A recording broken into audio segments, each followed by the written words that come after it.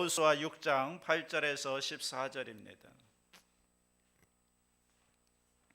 구약 성경 326페이지 여호수아 6장 8절에서 14절까지의 말씀을 다 같이 봉독하시겠습니다. 여호수아가 백성에게 이르기를 마침에 제사장 7은 양각 나팔 7을 잡고 야훼 앞에서 나아가며 나팔을 불고 야훼의 언약궤는 그 뒤를 따르며 그 무장한 자들은 나팔 부는 제사장들 앞에서 행진하며 후그는 궤 뒤를 따르고 제사장들은 나팔을 불며 행진하더라. 여호수아가 백성에게 명령하여 이르되 너희는 외치지 말며 너희 음성을 들리게 하지 말며 너희 입에서 아무 말도 내지 말라. 그리하다가 내가 너희에게 명령하여 외치라 하는 날에 외칠지니라 하고 야훼의 궤가 그 성을 한 번 돌게 하고 그들이 진영으로 들어와서 진영에서 자니라. 또 여호수아가 아침에 일찍 일어나니 제사장들이 야훼의 궤를 메고 제사장 7은 양각 나팔 7을 잡고 야훼의 궤 앞에서 계속 행진하며 나팔을 불고 무장한 자들은 그 앞에 행진하며 후그는 야훼의 궤 뒤를 따르고 제사장들은 나팔을 불며 행진하니라. 그 둘째 날에도 그 성을 한 번 들고 진영으로 돌아오니라. 엿새 동안을 이같이 행하니라. 아멘. 네, 예수님의 거룩한 습관 5번째 시간으로 오늘 또 침묵에 대해서 말씀을 나눕니다. 지금 우리가 거룩한 예수님의 습관을 얘기하고 있는데요. 오늘 침묵입니다. 예수님께서 우리에게 보여주셨던 모습이 침묵이라는 거죠. 예수님이 막 얘기하고 막 떠들고 이런 분이 아니지 않습니까? 예수님은 침묵을 하셨는데 그런데 꼭 필요한 말, 중요한 말들은 다 하셨죠. 그 배경을 보면 예수님께도 침묵이라는 것이 있었는데 그 침묵을 통해서 하나님을 바라보고 침묵을 통해서 하나님의 음성을 듣고 침묵을 통해서 하나님의 뜻을 깨닫고 침묵을 통해서 하나님의 때를 알았던 거죠. 침묵. 그래서 오늘 우리가 기도할 때도 마음이 복잡한 가운데 아무리 기도해봐야 뭐 이 기도했다 저 기도했다 중언부언하지 좀 우리 마음이 잠잠해지고 침묵되고 좀 정돈이 되어서 하나님 앞에 조용하게 묵상기도 침묵기도 이런 기도를 할 때도 필요하다는 거죠. 물론 우리가 급할 때는 부르짖고 간구하는 기도도 해야 되겠지만 때로는 하나님 앞에 잠잠히 하나님만 바라보고 묵상하면서 묵상으로 기도하고 침묵으로 기도하는 그런 깊은 기도의 단계까지 우리가 나가야 합니다. 하나님을 만날 수 있는 마음, 오늘 저와 여러분들의 마음이 그런 마음이 될 수 있기를 바랍니다. 그래서 그러기 위해서 우리가 뭘 해야 된다고요? 침묵해야 된다. 자, 오늘 본문도 보시면 그런 내용이죠. 여러분이 잘 아시는 대로 이스라엘 백성들이 출애굽에서 이제 광야를 지나고 이제 요단강을 건너서 여리고로 들어가는 겁니다. 자, 이제부터 중요합니다. 이 첫 번째 도성 여리고성을 잘 점령해야 그 나머지 도성들도 이제 그 힘을 받아서 다 점령할 수가 있기 때문에 이 첫 번째 관문인 여리고성을 잘 점령해야 합니다. 너무나 중요합니다. 그런데 하나님께 기도했더니 하나님께서 모세에게 주시는 전략이 뭐냐면 지금까지 싸워왔던 그런 전략이 아닌 겁니다. 다른 전략을 주시는데 그 전략이 뭐냐면 먼저 무장한 군인들이 앞장서고요. 그 다음에 양의 뿔을 잡은 제사장들이 그 뒤를 따르고 그 다음에 하나님의 언약궤가 뒤를 따르고 그 다음에 백성들이 맨 뒤에 따라갑니다. 여기까지는 이해가 돼요. 그게 작전일 수가 있습니다. 그런데 이 하나님께서 문제는 뭐냐면 그러면 군인이 싸워서 이기고 그런 것이 아니라 백성들을 어떻게 하는가 하면 엿새 동안 하루에 한 바퀴씩 돌아라. 그리고 마지막 일곱째 날에는 7바퀴, 합치면 모두 13바퀴를 돌아라. 여리고성 주위를 13바퀴 돌라는 거죠. 그런데 그 여리고성을 돌 때 주의사항이 한 가지가 있는데, 그 주의사항이 뭔가 하면 말하지 말라는 거예요. 침묵하라는 거예요. 옆 사람하고 잡담하지 말라는 거예요. 침묵하고 그냥 돌라는 겁니다. 왜 하나님께서 이스라엘 백성들에게 침묵을 명령하셨을까? 오늘 침묵을 살펴보면서 여기서 주시는 몇 가지 교훈이 있습니다. 첫째, 침묵은 하나님만을 바라보게 만든다는 거죠. 하나님만 바라보게 만드는 겁니다. 이 침묵이라는 것이 이스라엘 백성들의 입장에서는 이 하나님의 명령이 이해가 되지 않았을 겁니다. 그럼에도 불구하고 그들은 그 하나님의 명령을 따를 수밖에 없었죠. 그 전략을 따를 수밖에 없었습니다. 왜냐하면 하나님의 명령이기 때문에 그렇죠. 만약에 이스라엘 백성들이 이것이 아니고 어떤 작전과 어떤 병법을 통해서 그 여리고성을 점령하는 그런 전략을 주었다면, 그들은 하나님을 바라보기보다는 어떤 전략과 어떤 방법에 집중을 했을 겁니다. 그런데 지금 이스라엘 백성들은 하루에 한 바퀴씩 돌면서 아무 말도 안 하면서 침묵하면서 무슨 생각을 했을까? 왜 이렇게 돌라고 했을까? 왜 말하지 말라고 했을까? 아마 하나님을 생각했을 것이고, 그리고 기대하면서 하나님을 바라보았을 거라는 거죠. 그 하나님을 생각하는 거죠. 그게 뭐예요? 그게 침묵이라는 거죠. 여러분, 애굽을 나온 이스라엘 백성들이 처음으로 그들이 부딪혔던 어려움이 홍해변이잖아요. 홍해변에 갔을 때 앞에는 홍해가 있고 뒤에는 애굽 군대가 쫓아오고 옆에는 절벽이 있고 사면초가로 어찌할 방도가 없었습니다. 그때 이스라엘 백성들이 혼란에 있을 때 모세가 뭐라고 외치죠? 출애굽기 14장 14절에 보면 야훼께서 너희를 위하여 싸우시리니 너희는 가만히 있을지니라. 가만히 있는다는 게 무슨 말이죠? 침묵하라는 거죠. 말하지 말라는 거죠. 조용히 있으라는 거죠. 그러면 하나님께서 직접 싸우신다는 겁니다. 그러면 어떻게 하면 되는 겁니까? 그러면 지켜보면 되는 거 아니겠느냐? 하나님께서 일하시고 싸우시는 것을 지켜보면 되지 않겠느냐? 가만히 하나님이 싸우시는 것을 보자. 정말 하나님이 싸우시잖아요. 무엇을 통해서? 자연을 통해서 싸우시잖아요. 그래서 홍해를 가른 다음에 이스라엘 백성들을 건너게 하시고, 그리고 추격해오는 애국 군대를 홍해물로 수장시켜 버리는, 그 앞에서 어떻게 하라는 겁니까? 좀 가만히 있자는 거예요. 이렇다 저렇다 말하지 말자. 여러분, 우리가 너무 말이 많죠. 그런데 하나님께서는 침묵해라 이렇게 말씀합니다. 뭔가 우리가 어려움을 당하면 우리가 막 외치고 싶어집니다. 뭔가 말을 해야 될 것 같습니다. 변명을 해야 될 것 같습니다. 이런저런 이야기를 의논해야 될 것 같습니다. 그런데 하나님은 하나님 사람들에게 철저하게 어떤 훈련을 시키시는가 하면 침묵 훈련을 먼저 시킵니다. 하나님 앞에서 잠잠하라는 거죠. 여러분, 선지자 엘리야 아시죠? 엘리야가 얼마나 담대한 사람입니까?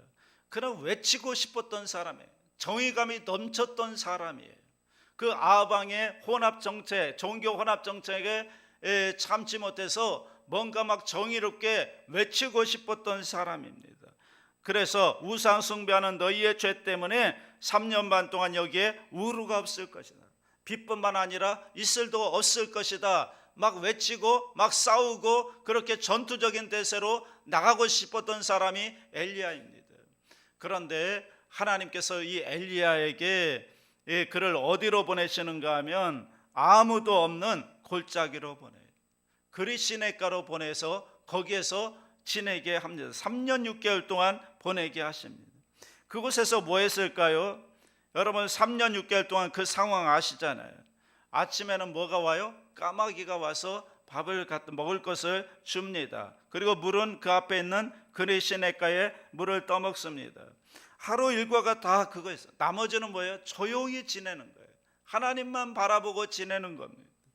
그러니까 하나님은 이런 일들을 통해서 하나님의 선지자들도 이 말하지 않는 침묵 훈련을 시키면서 그것을 통해서 뭘 바라보게 하시는가 하면 하나님만을 바라보게 하는 그런 훈련을 한다는 거죠. 여러분, 그때만큼 엘리야가 하나님을 바라봤던 적이 여러분 그때만큼 다른 때는 없었을 것입니다.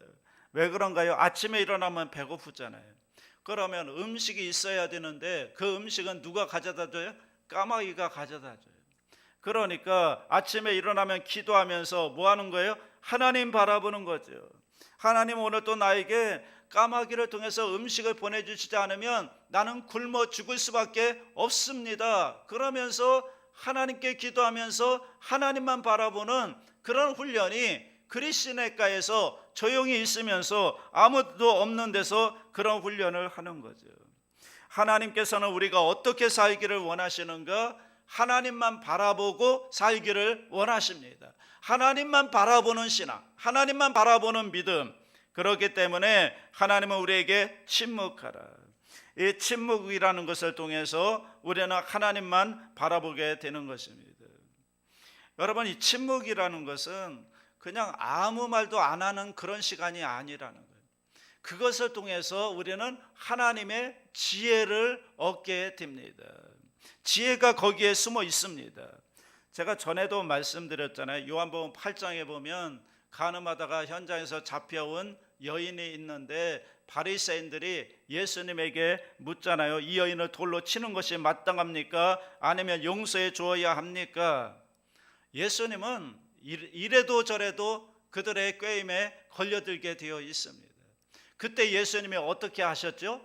아무 말씀도 안 하시고 허리를 굽히시고 땅바닥에 글씨를 쓰셨죠.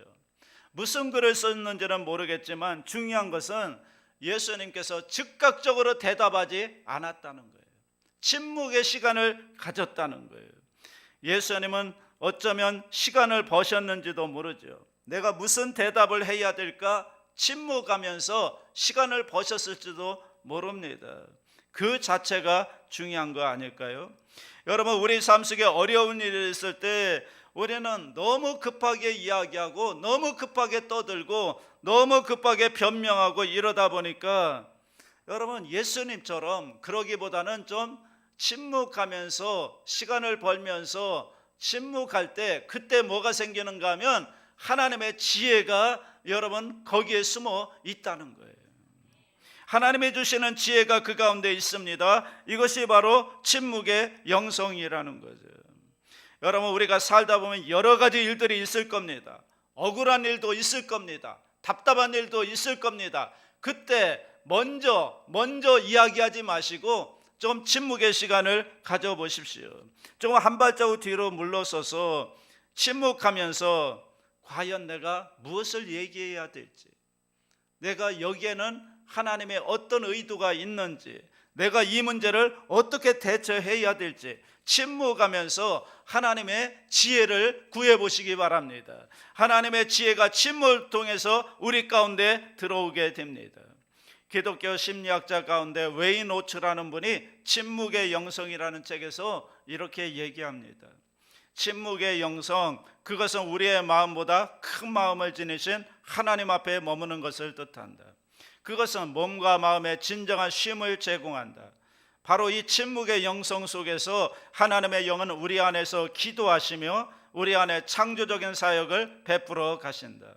만약 우리가 이 침묵의 영성을 잃어버리면 성령의 감동은 소멸되고 우리의 삶의 창조적 에너지를 다 잃어버린 채 차갑고 지친 모습으로 혼자 외로이 남게 될 것이다. 우리가 살면서 여러 가지 일들이 있습니다. 화나는 일도 있고 억울한 일도 있고 복잡한 일도 있고 여러 가지 일들이 있을 때 그때 침묵하십시오. 먼저 말하기 전에 침묵하면서 먼저 하나님의 지혜를 구해 보십시오. 그러면 거기에 하나님의 지혜가 있을 줄로 믿습니다. 우리가 이 훈련을 침묵을 하면서 하자는 겁니다. 두 번째, 침묵은 하나님의 음성을 듣게 한다. 하나님은 지금도 말씀하기를 원하시고 말씀하시는 하나님이에요.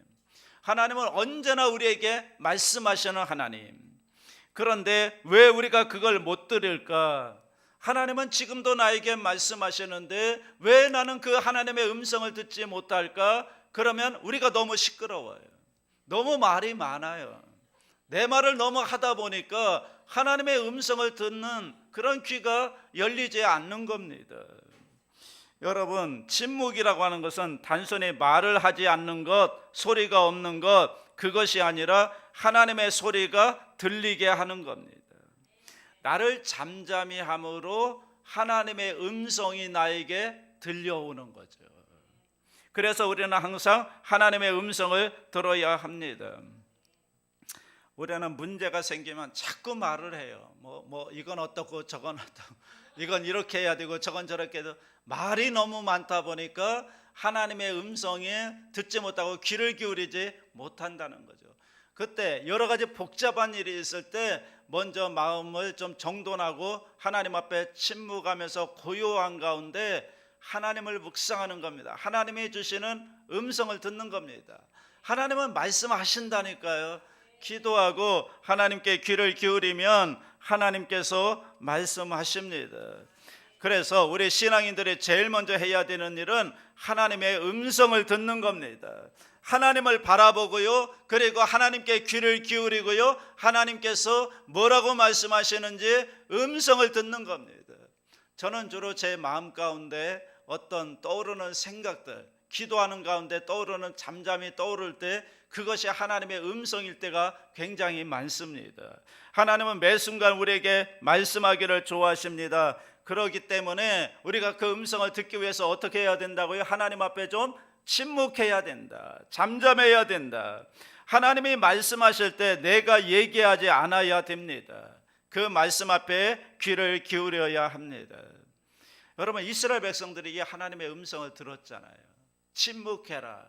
그 다음에 그들의 귀에 들려온 음성이 뭐였을까요? 내가 모세에게 말한 바와 같이 물은 너희 발바닥으로 밟는 곳을 내가 다 너희에게 주었노라. 이런 음성이 아니었을까? 하나님의 약속의 음성이 그 가운데 들려오는 겁니다. 여러분, 이 하나님의 음성이 들려오니까요, 믿음이 생겨나는 거예요. 확신이 생겨나는 거예요. 우리가 흔들리지 않는 거예요. 하나님의 음성을 들은 사람은 요동치 않습니다. 어떤 상황 가운데서도 믿음과 확신과 소망을 가지고 나아갈 수가 있습니다. 그래서 이 하나님의 음성을 듣는 게 너무너무 중요합니다. 그런데 여러분, 이 하나님의 음성을 듣기 위해서 어떻게 해야 된다고요? 우리의 마음이 좀 잠잠해야 된다. 침묵해야 된다. 본심으로 돌아가야, 분심으로 들면 안 됩니다. 그러므로 항상 하나님의 음성을 듣기 위해 무릎 꿇고 침묵하시고요, 하나님이 말씀하실 때 내가 같이 얘기하면 하나님의 음성을 들을 수가 없잖아요. 먼저 하나님의 음성을 들은 다음에 그 다음에 내 얘기를 해야 되죠. 가장 중요한 일은 하나님의 음성을 듣는 겁니다. 오늘 우리의 삶이 너무 복잡합니다. 너무 시끄럽습니다. 우리의 마음속에 너무나 복잡한 마음들이 있습니다. 그러다 보니까 하나님께서 말씀하시는데 귀에 들려오지 않는 것이 아닌가. 이 과학적으로요, 사람이 들을 수 있는 사이클이 있다고 합니다.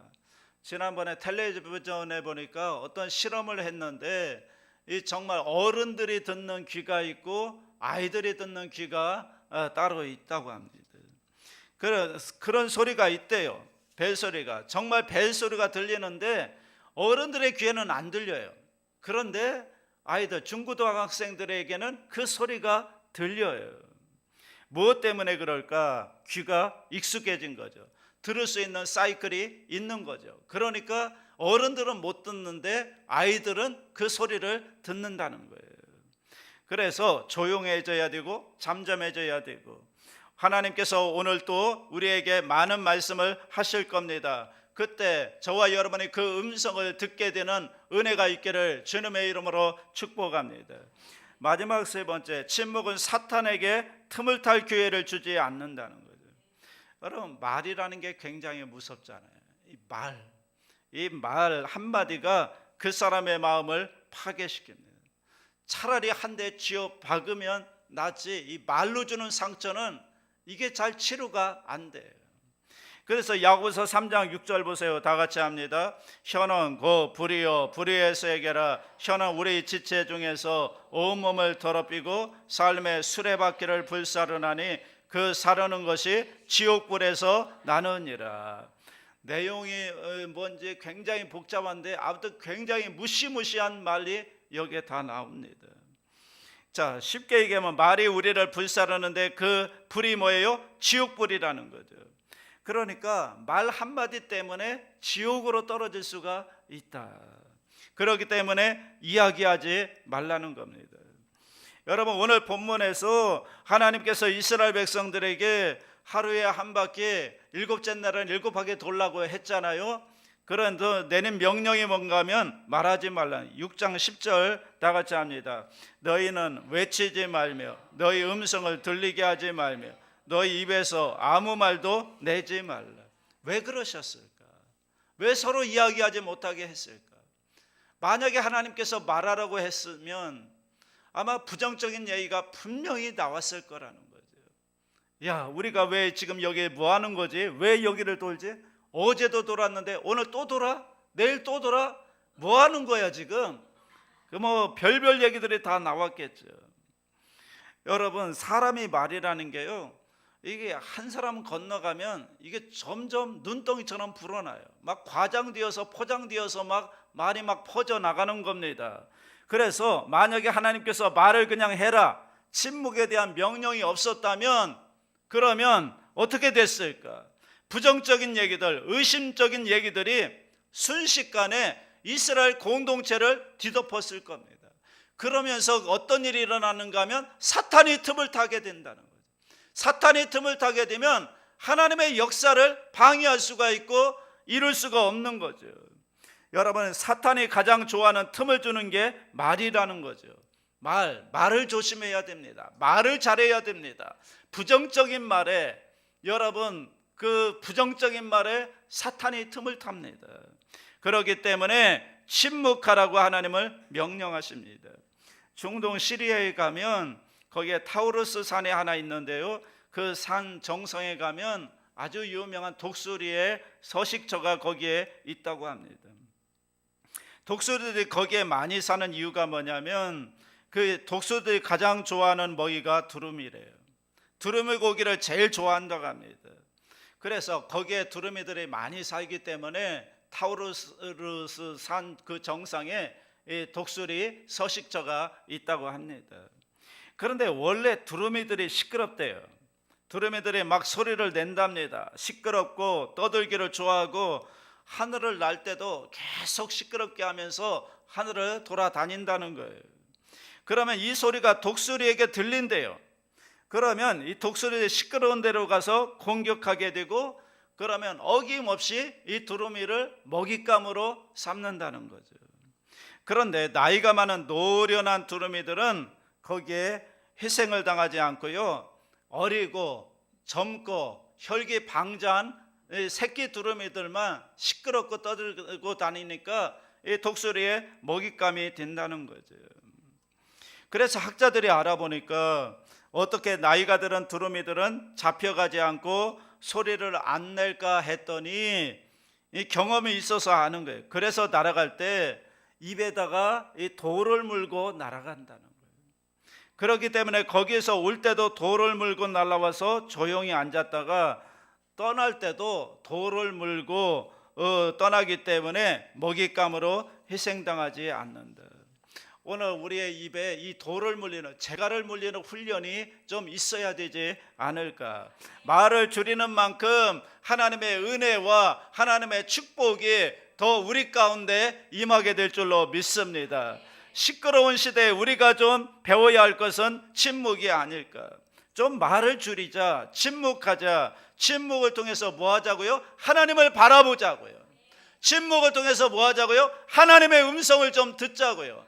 침묵을 통해서 뭐 하자고요? 사탄에게 틈을 주지 말자고요. 그래서 이 침묵이 우리의 삶이 되어서 우리의 삶이 훨씬 더 하나님의 은혜로, 하나님의 영광으로, 하나님의 축복으로 넘쳐나는 그런 삶을 살게 되시기를 주님의 이름으로 축복합니다.